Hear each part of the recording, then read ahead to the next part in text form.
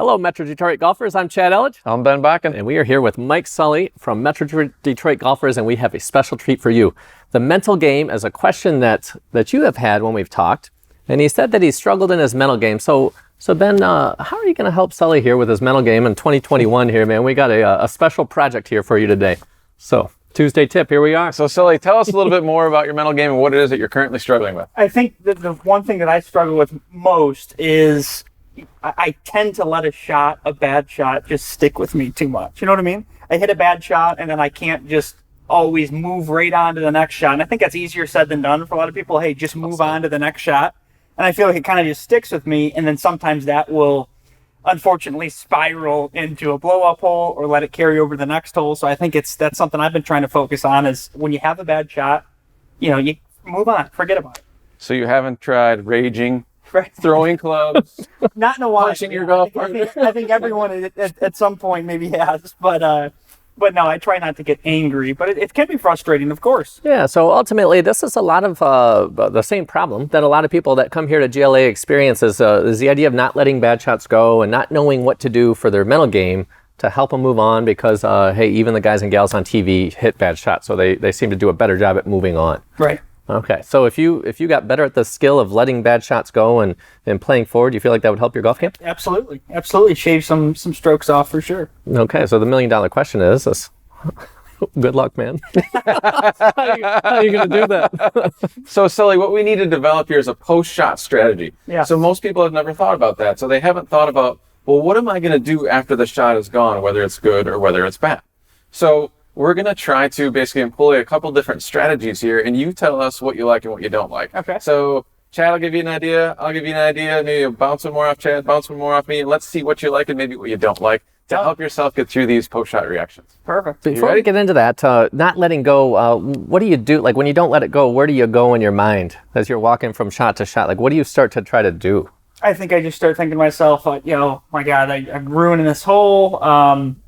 And then I'll get in my head about, okay, I think it maybe my grip or maybe something was just off, my stance was off. Next time, let me change it and do this. So it's almost like I'm just, my mind's so busy trying to figure out what I did wrong or, again, focusing so much on that pass shot when I should be trying to recover and scramble and focus on the next one. So a racing mind and then trying to fix. Right, yeah. So if you experience this Tuesday tip could help you. So if you have a racing mind, we know that doesn't work, yes? And if you're constantly in this cycle of trying to fix stuff that happened yesterday, no good. So we have to come up with a post-shot strategy like Ben had said. Where would you take them first? Cool. So what kind of questions are you asking yourself once the shot is gone? Once the shot's gone, I feel like I'm asking myself, did I hit it well? Was it the right club? Was it, did I have was my stance correct? And I still think about grip, but I think it's more so just, I don't want to use the word anger or major frustration, but I think it's more so just kind of really being frustrated about, why did I hit a bad shot there? Especially like when you're in the middle of the fairway and then you just want to get on and then you somehow shank one or put it in the sand. It's like, why did I have to do that to myself? And then you kind of get into that what if game, what if I just wouldn't have done that and I just played safer? Again, I think the racing mind really, really is something that I go through a lot after a bad shot. Frankly. Cool. So one of the things that we are going to do with Sully today is we're going to walk you through a different set of questions. So a lot of times people are always blaming the swing, like, well, my swing did this, my swing did that, my ball position was this, my ball position was that. But a lot of times what we notice, it's usually the mental process that's breaking down somewhere, and that's what's causing the bad shot. So we're going to ask you a series of 3 questions after you hit the shot in order to maybe help yourself get through some of these post-shot reactions that you're currently having. Perfect. Are you ready? Yeah. 3 big questions? 3 big questions. We call it the Gauntlet. Question is, Sully, can you run the Gauntlet? Are you ready? Yes, I'm ready so for these. Let's have you hit a shot into the screen, and then what we're going to do is we're going to ask you a couple questions on the back end. Perfect.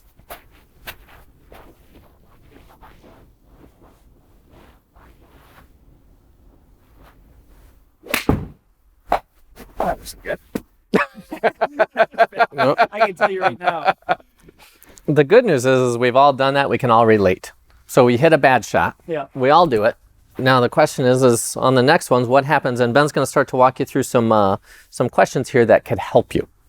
So first question I would have is, before Sully hit that shot, was your self-talk productive or destructive as you were walking into the shot? Probably destructive. So you're I got to hit this oil. You're on camera, man. You can't choke on camera, yeah, right? Don't hit it bad, and of course I hit it bad. Okay.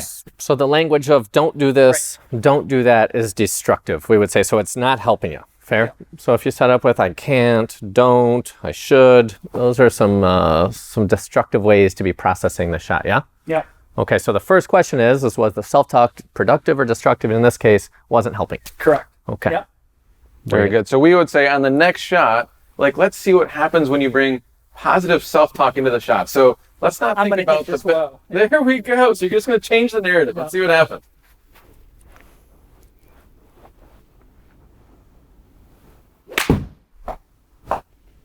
A little different outcome there, right? Yeah. Absolutely. Very cool. Let's keep on going with our gauntlet question. So okay. that time, was your self-talk productive or destructive? Did you get through the first question? Yes. Very good. Second question. Were you committed to one thing through your swing or multiple things? I don't think probably multiple. Probably not one. Tell us more. What are those multiple things? Well, again, I step up to it, and I think mainly I start thinking stance, and then I start thinking grip. You know, and then I, of course, maybe have other stuff race through your head about, you know, how far do you take the club back? Are you really trying to kill this ball? Are you trying to just hit it 50%? You know, whatever. But I think that for sure stance and grip for sure come up Still in there. as soon as I step over the ball. So it'd be fair to say that your mind is very, very active as you're standing over the golf shot right now. Yeah. Cool. So your self-talk was better, but now we got to get the mind to calm down a little bit. Would that be fair? Yep. Okay. So what one thing that's under your control could you commit to throughout the swing in order to help yourself hit a great shot on the next swing? The one thing, One thing, buddy. contact. You know, compressing the ball, something like that, probably. And what one thing could you maybe commit to that would allow that compression to happen? Smooth, nice and easy. You know, just one motion type thing, as you guys always say, swing freely. So swing freely. Probably just one thing would be, swing freely, I would say. I love it. Oh. Yep. So let's see what happens now. So you're going to have productive self-talk walking in, and then the goal is to swing freely. Let's see how you do. Perfect.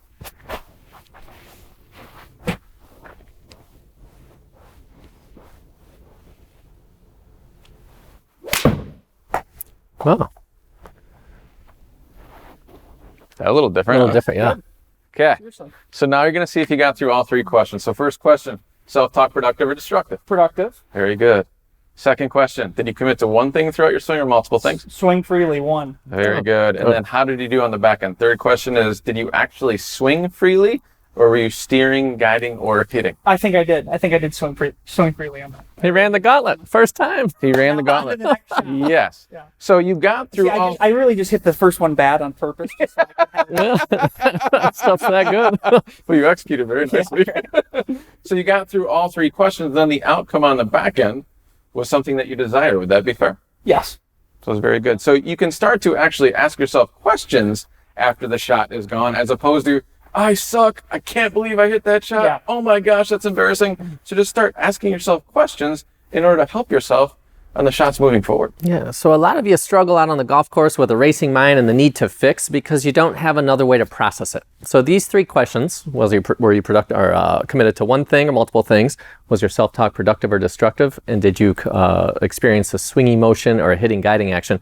Will give you a context or a framework to work within so you can process through these things and avoid the pitfall of getting stuck in swing prison and having good rounds go to die.